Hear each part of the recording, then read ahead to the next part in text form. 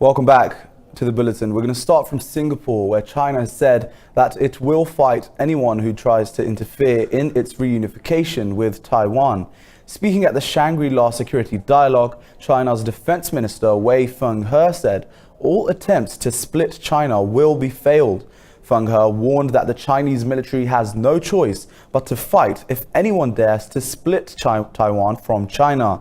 China has also started two-day military exercises in the South China Sea. On Saturday, U.S. Acting Defense Secretary Patrick Shanahan criticized Beijing's stance over Taiwan at the conference. Meanwhile, China has issued a white paper blaming Washington for the stalemate in trade talks. Moving on, U.S. envoy Zalmay Khalilzad has arrived in Pakistan to discuss peace and reconciliation in Afghanistan. Khalilzad will meet senior civil and military officials during his stay in Islamabad. During talks, Additional Secretary Aftab Khokhar will lead the Pakistani delegation. In a tweet, Khalilzad urged all sides in Afghanistan to work together to end violence in the country. He also appreciated the Taliban leader's statement about continuing peace talks with the Afghans. The U.S. envoy is on a two-week journey to build international support for the Afghan peace process. During the tour, he will visit 6 regional countries. Next, Iran has said it is willing to hold talks if the U.S. shows respect and follows international rules. President Hassan Rouhani said that Tehran will not be pressured into negotiations.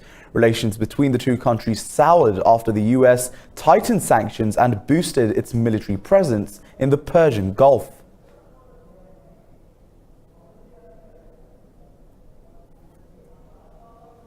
Meanwhile, in Syria, at least 10 people have been killed and 20 others injured in a suicide car bomb attack in the northeastern city of Raqqa. The explosion claimed lives of 5 civilians and 5 US-backed Kurdish fighters. No one has as yet claimed responsibility for the attack.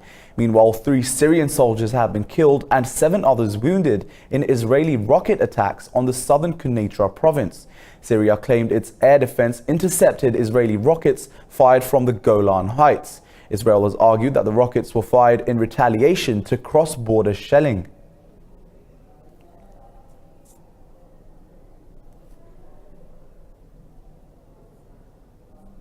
Next up, over 400 Jewish settlers have attacked Muslim worshippers during prayers in Jerusalem's Al-Aqsa Mosque. Israeli police fired rubber bullets and used tear gas, injuring a number of Palestinians inside the mosque. The final days of the Muslim holy month of Ramadan coincided with the Jews' Jerusalem Day. The raging Jewish settlers, supported by Israeli soldiers, vacated the mosque compound for Jerusalem Day. They assaulted many of the worshippers and arrested others. Jews are allowed to visit the site during set hours, but not to pray there to avoid provoking tensions. Hardcore Jewish activists organized provocative visits to the holy Al-Aqsa Mosque in the city. The site is holy to both religions. And Libya's UN-backed army forces have launched fierce offensive on Khalifa Haftar's eastern forces in southern Tripoli. At least 4 fighters have been killed, while 18 others wounded in fresh attacks. At least 18 people have been injured in the 2 car bomb explosions in the eastern coastal city of Derna. The attacks targeted a military unit belonging to the eastern forces of the Libyan National Army. Government forces have claimed regaining territory in Ain Zara city, Tripoli airport and other southern front lines. Meanwhile, Haftar's forces have shelled southwestern areas of the capital Tripoli, causing material damage.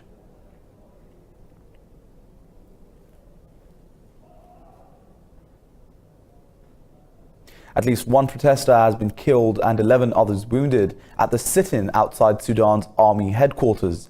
This comes 2 days after the military rulers termed the protest in Khartoum a threat to national stability.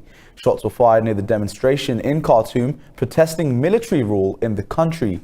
UN Secretary General Antonio Guterres has called on all sides to exercise restraint and resume negotiations.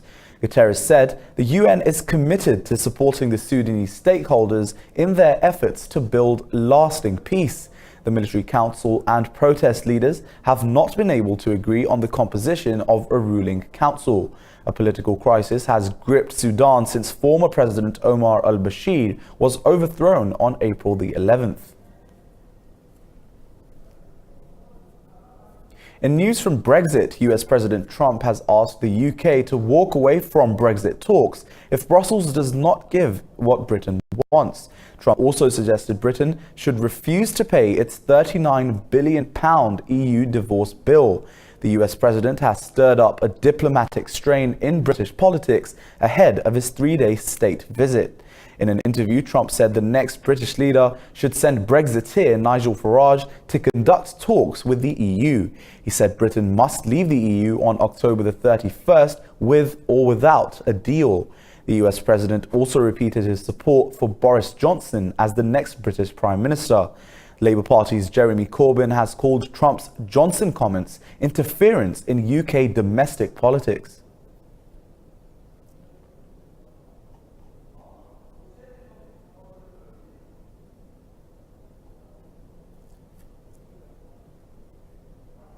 Moving on, Britain's Defence Secretary Penny Mordaunt has said her country is not in political turmoil amid Brexit. Members of Britain's Parliament are jostling for the Prime Minister's seat amid a delayed Brexit.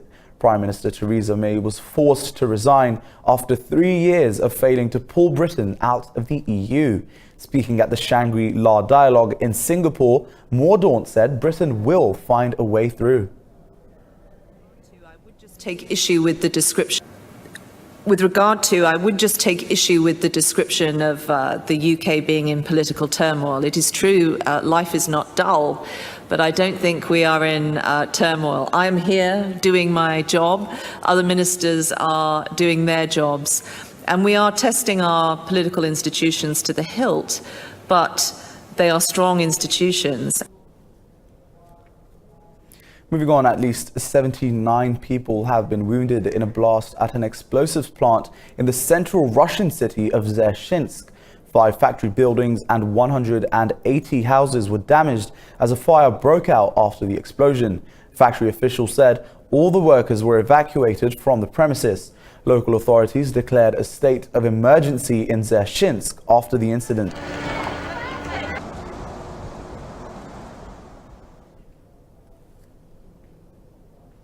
Now to France, where the Paris prosecutor Remy Heitz has said any policeman involved in violence against Yellow Vest protesters will trial in by the year end.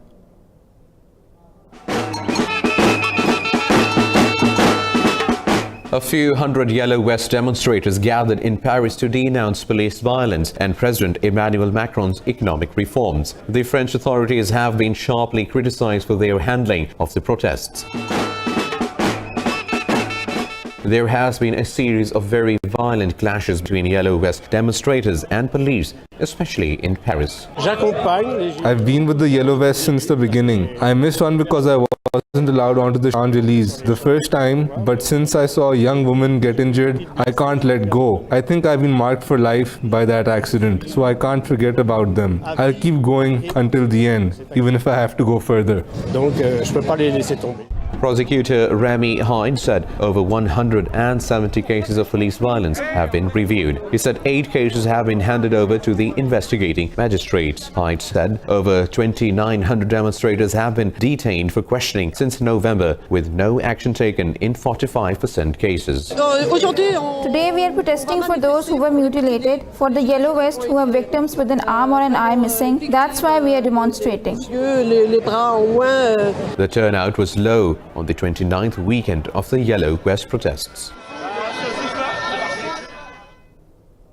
Now to Mexico, President Andrés Manuel López Obrador has said that his country could tighten migration controls to defuse the US threats. More in this report.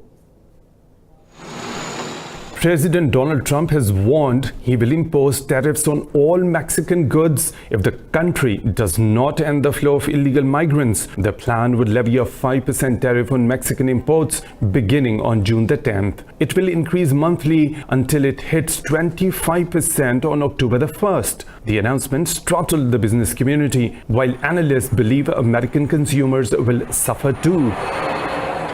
Let's remember that tariffs are not borne by the Mexican government. These tariffs, these costs are borne by American consumers and businesses. And this supply chain cannot be simply replicated in the United States overnight, meaning we cannot begin to grow cherry tomatoes in Iowa in the wintertime. Trump's decision coincided with the day Mexico started a formal process to ratify a free trade deal with the US and Canada. Well, the one thing that's most mystifying about this coming up the way that it has is that the U.S. and Mexico and Canada have already forged a trade agreement.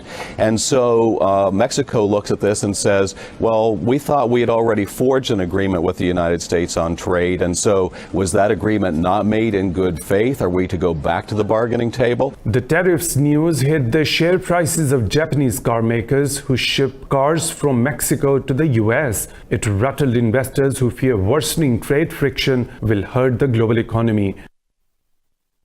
And of course, the question then is, does the U.S. actually impose these tariffs? Do they escalate to 25% of the cost of these imports? And certainly that would be chaotic not only for the Mexican economy, but for the U.S. economy ultimately. As a result of Trump's Chinese trade war, Mexico became the biggest U.S. trade partner in goods. Raising tariffs increases the risk of damaged economic relations between Mexico and the U.S.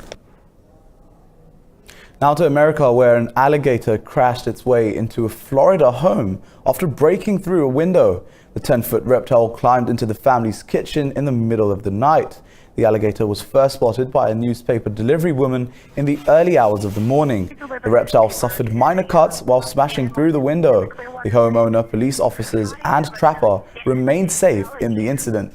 Police say the alligator will be taken to a private local location to rest and recover from the traumatic experience. A factory in Poland is developing disposable cutlery and plates from wheat, potato and maize. The biodegradable tableware is an alternative to plastic in readiness for the EU ban on plastic, which comes into effect on 2021. More in this report. In a bid to avoid pollution, a Polish factory is doing its bit to help eliminate plastic. These plates made of wheat bran are compressed to a precise pressure and temperature. This plate was first invented 15 years ago, and today the factory makes around 15 million of them a year. We are the only ones so far to have tested this biodegradation of our products on living aquatic organisms, and it turns out that these cutlery are safe for the environment. The cutlery does not require complex technology or a huge investment. Depending on the weather conditions, the products easily decompose. In favorable weather conditions, a plate of wheat bran decomposes in a month. Of course, in the desert, if it's hot and dry, it can remain for 1,000 years. In contrast, in the rain, it can even be 2 weeks. Researchers have developed a way to make similar cutlery from another useful material, potato starch. Other than this, these plates, forks, spoons and knives are even safe for sea creatures to eat. We do not want to limit ourselves to what we offer today. We want to offer more products to a variety of customers, not just restaurants. For example, products for packing takeaway food with better waterproofing than today. Inventors are hoping to expand production to edible boxes for takeaway meals and catering. After thorough research, the only thing left to do is to make the boxes more resistant to liquid and heat. Adventurous Germans took on mud and obstacles as they competed in the annual Tough Mudder endurance event. Thousands tested their mettle in Germany's Arnsberg town. Let's take a look. Runners swam across pools of mud and battled obstacles to take on the Tough Mudder challenge in Germany's Arnsberg town. Almost 15,000 people participated in the two-day event. The racers had to overcome more than 20 muddy obstacles, getting slithered in the mud. Organizers say Arnsberg has the toughest mud obstacle course in Europe. Tough Mudder obstacle race originated in the US state of Pennsylvania in 2010. Since then, the Mudfest event has found a worldwide fan base.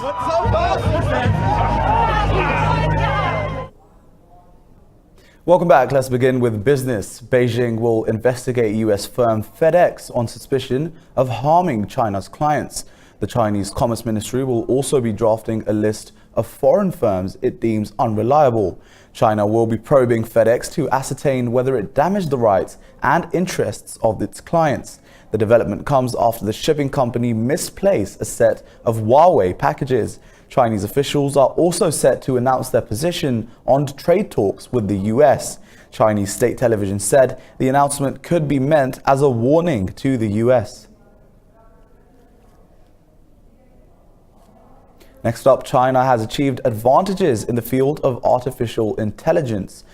According to a report, there are now over 130,000 Chinese AI patent applications in use around the world. Let's take a look. China is leading in the race to make AI a bigger part of modern lifestyles. The country's AI market was worth $1.76 billion in 2018. By 2023, this number could rise to $11.9 billion. A good ecosystem for the development of AI technology and other industries has been built in China, but we need to attach greater importance to the incubation of underlying technologies, such as original algorithm or the research of certain core technologies of applications. AI technology has established a footprint in many sectors in China. This includes education, medicine, and security. Now the collection of big data includes the grades of each class and students' knowledge and weaknesses. This allows the setup of an archive for each student, and teachers can use the archive data to differentiate their teaching methods. In this way, their work efficiency has been greatly promoted. 75.2% of Chinese AI companies are involved in application of the technology. Only 2.8% are involved in basic knowledge study. Next up, ExxonMobil staff will begin returning to Iraq's West Kurna-1 oil field. The energy giant evacuated all foreign staff from the field in May after US-Iran tensions spiked. Let's take a look. Senior managers and essential engineers will be the first Exxon employees to return to West Kurna-1. They are coming back after Iraq's government agreed to provide extra security. We reached an agreement that ExxonMobil will return its employees on June 2nd to work in the West Kurna-1 oil field. The returning staff was flown to Dubai after the US removed all non-essential staff from its Baghdad embassy. Iraqi Oil Minister Ghadir Ghadban says this was a purely political move. The security situation is totally stable, and they have asked for reassurances on that front. And the company gave them these reassurances, and God willing, the situation in the West Kurna oil field and in Basra in general is completely safe. Oil production was maintained at 440,000 barrels per day during the foreign employees' absence. And in football, Liverpool have lifted their 6th Champions League trophy after defeating the Tottenham Hotspurs 2-0 in Madrid. Mohamed Salah scored a penalty for Liverpool in the first 2 minutes of the game after a handball from Sissoko. Spurs put the Jordan Henderson-led team under real pressure in the latter stages, but Divock Origi's 87th minute goal sealed the victory for Liverpool.